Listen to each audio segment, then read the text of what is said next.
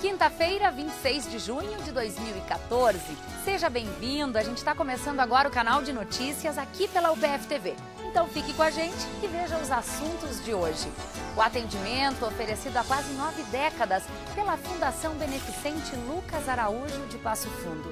A comissão criada para ajudar nas ações de educação ambiental e apoio ao plano de bacia na região.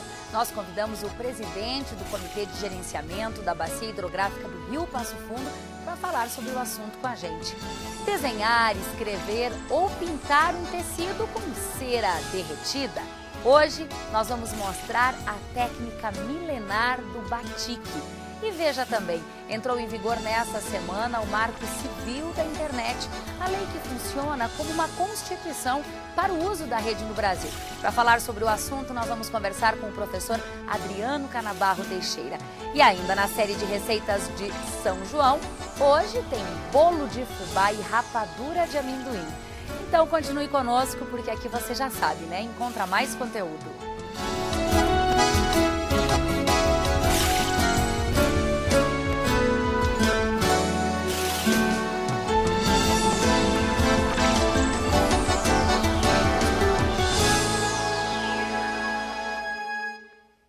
A Fundação Beneficente Lucas Araújo de Passo Fundo completou 86 anos. A entidade reúne um complexo de escolas e abrigos para idosos que atendem a comunidade de toda a região. A Fundação Lucas Araújo é um complexo que abriga uma escola de educação infantil, o Lar da Menina e o Instituto de Longa Permanência para Idosos. A Fundação Beneficente Lucas Araújo, ela completou agora no ano de 2014 86 anos de história. Ela surgiu numa época em que quase que não existiam instituições sociais em Passo Fundo.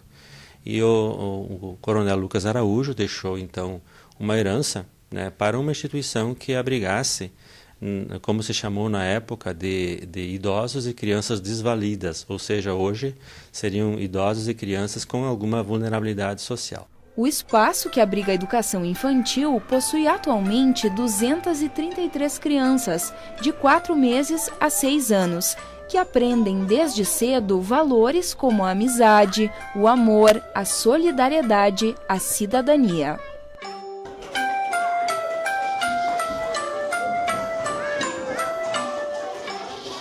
Já as meninas do lar estudam em um turno e no outro participam de oficinas. Elas aprendem a arte da culinária, da música, da dança, do artesanato, também a informática e a capoeira.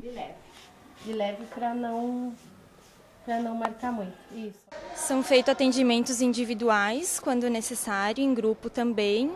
As famílias também têm acompanhamento, inclusive elas foram aberto um espaço para participarem de algumas oficinas. Esta senhora, no ano de 1957, entrou na fundação como menina do lar e conta como a entidade transformou a própria vida. Desde que eu fui para lá, eu senti que a minha vida mudou para sempre. Parece que teve uma substituição pela minha mãe. Lá eu encontrei carinho das irmãs, do Padre Paulo, e ali vivi minha vidinha. Daí fui crescendo, fui aprendendo a trabalhar, aprendendo de tudo lá, porque eles ensinavam de tudo lá pra gente, até tirar leite. Dona Brandina ficou na fundação até o dia em que casou, e o casamento aconteceu na entidade. Hoje ela voltou a viver em sua casa de criação, trabalha aqui de costureira. Faz parte da 3ª geração que frequenta a Fundação Lucas Araújo.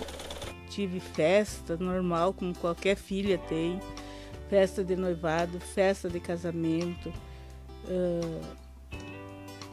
Olha, não tem explicação o agradecimento que eu tenho por tudo, toda a fundação, todo o abrigo, Nunca imaginei que eu vinha trabalhar no abrigo, isso não. Mas hoje estou aqui e já estou reservando meu lugar, né? E os seus filhos, os seus netos, todos passaram pela...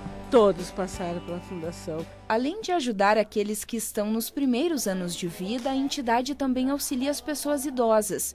O Instituto de Longa Permanência possui em torno de 70 idosos e eles transmitem aos visitantes a alegria de viver.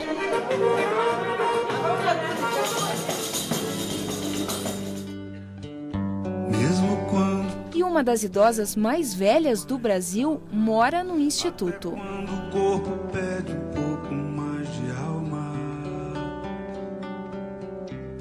a vida não para. Enquanto o tempo acelera e pede pressa, eu me recuso, faço hora, vou na valsa.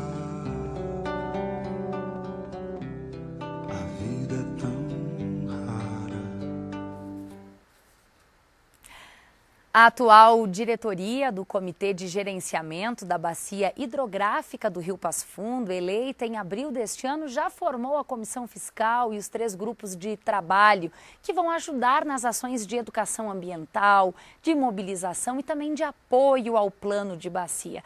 Para a gente falar um pouquinho sobre esse assunto, nós convidamos o presidente do Comitê de Gerenciamento da Bacia Hidrográfica do Rio Passo Fundo, Claudir Luiz Alves. Seja bem-vindo, parabéns pela eleição recente. Você agora não como funcionário da Corsã, mas como presidente desse comitê, Claudir. Obrigado, Thaís. Sim, a gente está trabalhando já no comitê, então a partir do dia 28 de abril, a gente começou a assumir o Comitê de Gerenciamento da Bacia Hidrográfica do Rio Passo Fundo. A gente busca mobilizar a mobilização da comunidade, da população, da bacia, e para isso a gente criou esses grupos de trabalho que vão nos ajudar no gerenciamento da qualidade da água do Rio Passo Fundo. Bom, vocês estão agora nesse momento, depois de tomada posse e também tomado conhecimento da situação, fazendo visitas aos veículos de comunicação. Mas um pouquinho da tua história, Claudir, é que você é servidor da Corsã há mais de 20 anos, também está no comitê há mais de 4 anos e tem toda uma relação com esse assunto, né? Eu iniciei minhas atividades na Corsã, então, ainda em 92, lá na cidade de Marau. A partir de 2000 eu vim para Passo Fundo e a gente tem uma relação muito grande e íntima, né? A água tem tudo a ver com o meio ambiente, né? Então a gente começou a trabalhar a questão da educação ambiental. Agora, então, em abril, teve a oportunidade da gente assumir o Comitê de Bacias. É um desafio muito grande, né? Então a gente busca assim, o conhecimento total sobre o gerenciamento da bacia hidrográfica. Tem várias ações que a gente tem que implementar e tem que continuar fazendo aquilo que já vinha sendo feito pela diretoria anterior, sempre buscando mobilizar as pessoas e saber que dentro do plano de bacia a gente já tem 2 etapas concluídas, que são a etapa A e B. A etapa A é a parte do diagnóstico da bacia, como é que nós estamos, né? A etapa B é a visão do futuro, o que nós queremos para daqui 20 anos. A gente já está buscando, junto à Secretaria Estadual do Meio Ambiente, então, a implementação da etapa C, para que a gente tenha orçamento para a etapa C, que é os programas de ações para a gente atingir as metas que foram fixadas nos planos, nas etapas anteriores. Bom, Claudir, dentro desse planejamento para a execução do trabalho de vocês, você nos colocou aí que a etapa B é a visão do futuro. Daqui 20 anos, pode faltar água em Passo Fundo ou não termos esse recurso hídrico em quantidade suficiente para a população? Pelo crescimento da população que a gente tem, não é que pode faltar água em Passo Fundo. A água, o volume de água que a gente tem hoje, no futuro a gente terá esse mesmo volume. O grande problema é a questão qualidade, né? Então, a questão quantitativa, tu vai ter sempre o mesmo volume.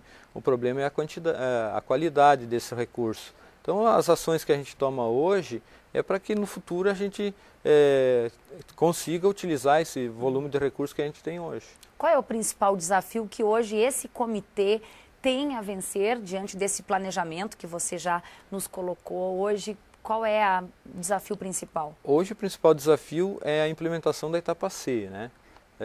além da etapa C, a questão da mobilização social, ela é fundamental para a gente atingir os objetivos todos, né? Tanto da etapa C quanto da parte organizacional do próprio comitê, né? A população certamente se preparando para um outro momento, que é o momento da cobrança da água. Essa situação se encaixa na próxima etapa do trabalho de vocês. Depois da elaboração da etapa C, a gente já fica preparado para a cobrança da água. Mas isso tudo depende de decisões do governo do estado, não é o comitê que decide, então quem decide pela cobrança é o governo do estado, então é uma etapa a posterior, né? Para quem ainda não sabe, de repente fica aí se perguntando, só um pouquinho, eu já pago a água, você paga o serviço, não é, Claudir? O recurso não é pago. Na verdade, a gente paga pelo serviço do tratamento, pela despesa no processo de purificação da água. A gente não paga pela retirada e pela devolução da água ao manancial. Tá certo. Olha, Claudir, muito obrigada. Sucesso para você. É uma gestão de 2 anos, de uma atividade que não é remunerada, quer dizer, envolve muita doação mesmo, né? Só para lembrar, Thaís, dia 27 a gente vai ter reunião na Câmara de Vereadores em Ronda Alta, né? Isso é amanhã, Isso é amanhã, então fica o convite para todos os membros e para a população da Bacia que queira participar, vai ser na Câmara de Vereadores de Ronda Alta, tá? As reuniões do comitê são abertas para quem quiser participar. Muito obrigada. Sucesso para você. Obrigado. Obrigada. Bom, neste domingo tem mais uma edição do programa Bairro a Bairro da Prefeitura de Passo Fundo. Os serviços das secretarias municipais vão ser oferecidos para os moradores das comunidades dos bairros São Cristóvão 1 e 2 e Copacabana. Entre as atividades estão exames de saúde, distribuição de mudas de árvores, cortes de cabelo e também apresentações artísticas. O evento, então, acontece das 9 horas da manhã até a 1 hora da tarde de domingo, na rua Celeste Formigueri, fica bem em frente à Associação de Moradores da São Cristóvão 2. Depois do intervalo, nós vamos falar sobre o que muda com o Marco Civil da Internet que entrou em vigor nesta semana. E ainda na série de receitas da festa junina, hoje você aprende a fazer bolo de fubá e rapadura de amendoim. A gente já volta.